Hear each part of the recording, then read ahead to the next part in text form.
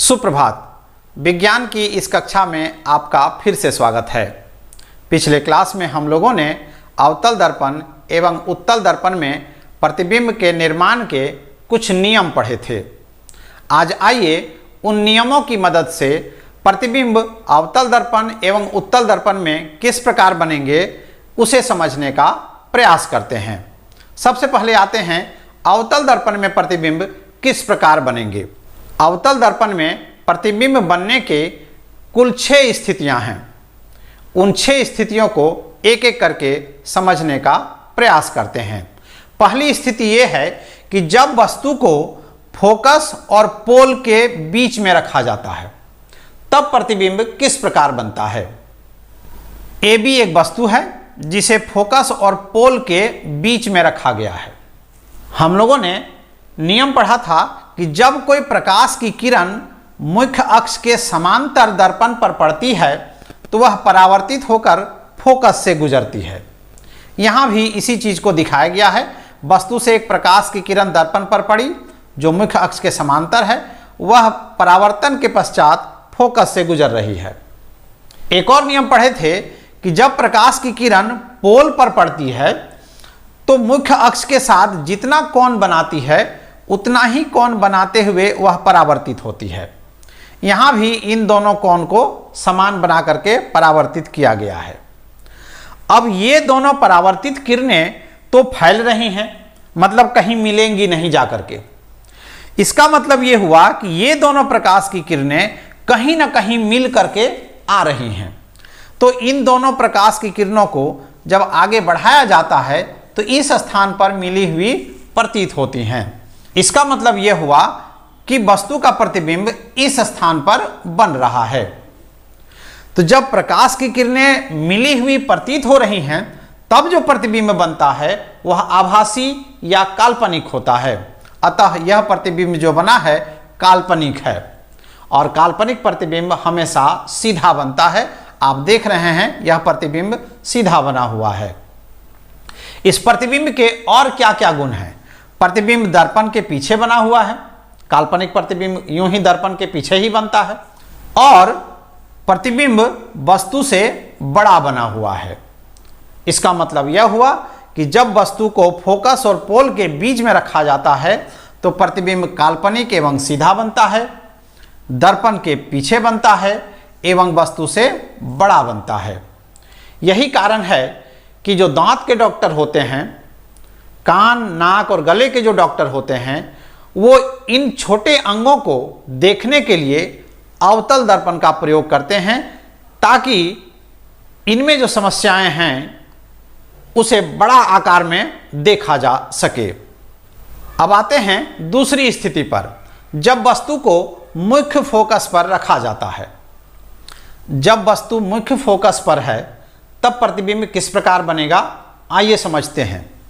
एक प्रकाश की किरण मुख्य अक्ष के समांतर जा रही है, वह दर्पण पर पड़ रही है और यह दर्पण पर पड़ने के बाद मुख्य फोकस से होकर गुजरेगी, जैसा कि नियम है।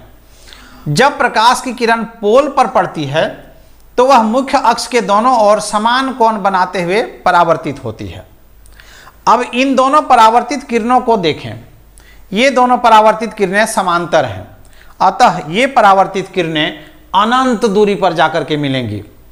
तो जब अनंत दूरी पर जाकर के मिलेंगी तो प्रतिबिंब अनंत पर बनेंगे और वास्तविक एवं उल्टा बनेंगे तथा वस्तु की तुलना में बहुत बड़ा बनेगा। अर्थात जब वस्तु को फोकस पर रखा जाता है तो प्रतिबिंब अनंत पर बनता है, वस्तु से बहुत बड़ा बनता है एवं वास्तविक तथा उल्टा बनता है। आइए तीसरी स्थिति देखते हैं, जब वस्तु को मुख्य फोकस और वक्रता केंद्र के बीच में रखा जाता है। प्रतिबिंब बनने के कुल 4 नियम मैंने पिछले क्लास में चर्चा किए थे। मैं 2 नियम का यहाँ इस्तेमाल कर रहा हूँ। ये जरूरी नहीं है कि वही 2 नियम हर जगह इस्तेमाल किया जाए। कोई 2 नियम का इस्तेमाल करके प्रतिबिंब का किरण आरेख बना सकते हैं। आइए देखते हैं कि जब वस्तु को वक्रता केंद्र और मुख्य फोकस के बीच में रखा जाता है तो प्रतिबिंब किस प्रकार बनेगा। एक प्रकाश की किरण मुख्य अक्ष के समांतर जाती है, दर्पण पर पड़ती है और परावर्तित होकर के फोकस से गुजरती है। एक दूसरी किरण जो पोल पर पड़ती है वह उतने ही कोण बनाते हुए परावर्तित होती है। अब ये दोनों परावर्तित किरणें यहाँ पर मिल जाती हैं। चूंकि परावर्तित किरणें इस स्थान पर मिल जाती हैं, अतः प्रतिबिंब इस स्थान पर बनेगा। परावर्तित किरणों के मिलने के कारण यह प्रतिबिंब बन रहा है, अतः यह वास्तविक प्रतिबिंब है। और वास्तविक प्रतिबिंब हमेशा उल्टा बनता है। यहाँ आप देख रहे हैं यह प्रतिबिंब उल्टा बन रहा है। प्रतिबिंब वस्तु की तुलना में बड़ा बन रहा है तथा वह वक्रता केंद्र के पीछे बन रहा है। अब आइए चौथी स्थिति देखते हैं। जब वस्तु को वक्रता केंद्र पर ही रखा जाता है। जब वस्तु वक्रता केंद्र पर है तो प्रतिबिंब किस प्रकार बनता है, समझने का प्रयास करते हैं। एक प्रकाश की किरण मुख्य अक्ष के समांतर जा रही है, वह परावर्तन के पश्चात फोकस से गुजर रही है। एक प्रकाश की किरण पोल पर पड़ रही है तो वह समान कोण बनाते हुए परावर्तित होती है और ये दोनों परावर्तित किरणें इसी स्थान पर मिल जाती हैं, यानी वक्रता केंद्र पर ही मिल रही हैं। इसका मतलब यह हुआ कि जब वस्तु को वक्रता केंद्र पर रखा जाता है तो उसका प्रतिबिंब भी वक्रता केंद्र पर ही बनता है।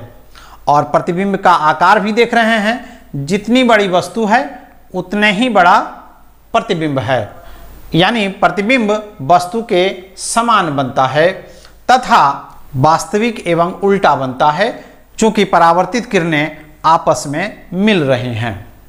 आइए पांचवी स्थिति को देखते हैं। जब वस्तु को वक्रता केंद्र के पीछे रखा जाता है। एक प्रकाश की किरण मुख्य अक्ष के समांतर दर्पण पर पड़ती है, वह परावर्तन के पश्चात फोकस से गुजरती है। एक दूसरी प्रकाश की किरण मुख्य फोकस से जा रही है। तो नियम यह है कि जब प्रकाश की किरण मुख्य फोकस से होकर गुजरती है तो वह मुख्य अक्ष के समांतर हो जाती है।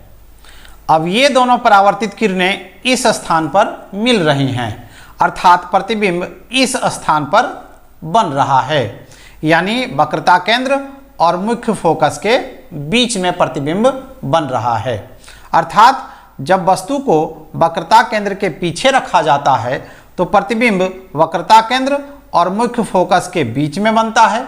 आप देख रहे हैं प्रतिबिंब जो है वस्तु की तुलना में छोटा बन रहा है तथा परावर्तित किरणें चूंकि मिल रही हैं, अतः यह वास्तविक बन रहे हैं और वास्तविक प्रतिबिंब उल्टा बनते ही हैं। अतः प्रतिबिंब की प्रकृति वास्तविक एवं उल्टा है। आइए छठी स्थिति देखते हैं। जब वस्तु अनंत पर है।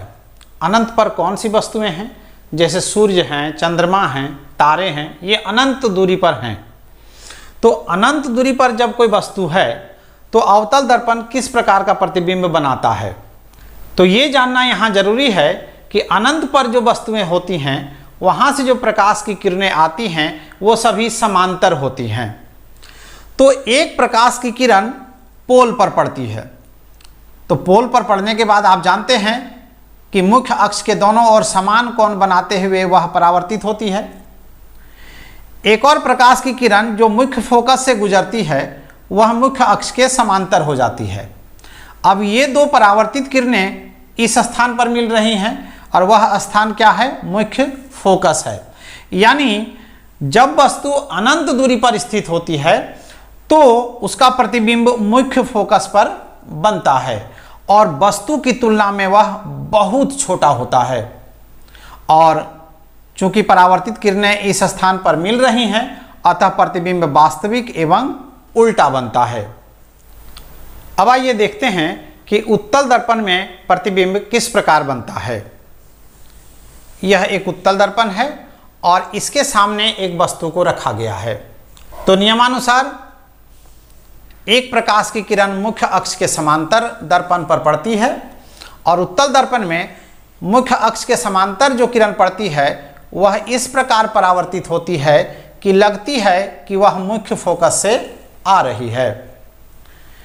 एक दूसरी प्रकाश की किरण पोल पर पड़ती है तो वह समान कोण बनाते हुए परावर्तित होती है।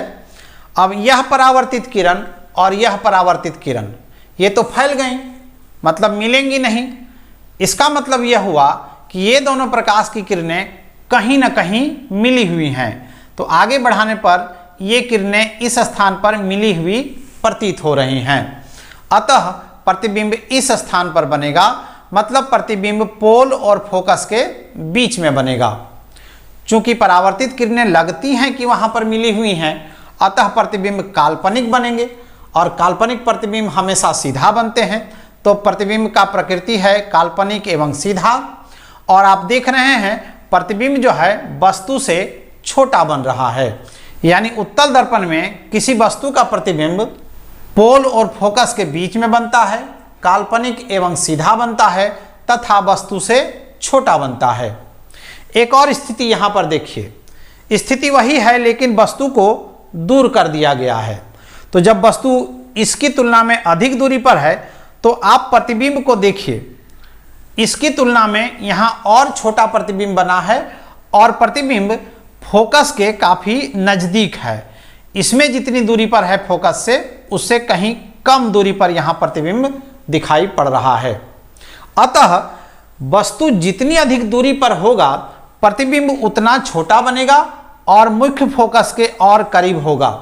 इसका मतलब यह हुआ कि यदि वस्तु अनंत दूरी पर है तो उसका प्रतिबिंब बहुत छोटा बनेगा और फोकस पर बनेगा। गाड़ी का जो साइड व्यू मिरर होता है, यानी पीछे देखने के लिए जो दर्पण प्रयोग किया जाता है, वह उत्तल दर्पण होता है। उत्तल दर्पण का प्रयोग क्यों किया जाता है? कारण यह है कि उत्तल दर्पण में जो परावर्तित किरणें होती हैं वो फैल जाती हैं, जैसे आप यहाँ देख रहे हैं, यहाँ भी देख रहे हैं, यानी इसका फील्ड व्यू बहुत बड़ा होता है। दूसरी ओर प्रतिबिंब जो बनता है वस्तु का छोटा बनता है, अतः हम जिस गाड़ी में जा रहे हैं पीछे जो गाड़ी आ रही है उसे हम पूरा का पूरा देख सकते हैं। और सीधा प्रतिबिंब बनता है, अतः प्रतिबिंब को यानी गाड़ी को हम सीधा देखेंगे। इन दोनों रेखा चित्रों से यह समझने वाली बात है कि यदि वस्तु दूर में है तो प्रतिबिंब छोटा बनेगा, थोड़ा नज़दीक में है तो प्रतिबिंब थोड़ा सा बड़ा बनेगा।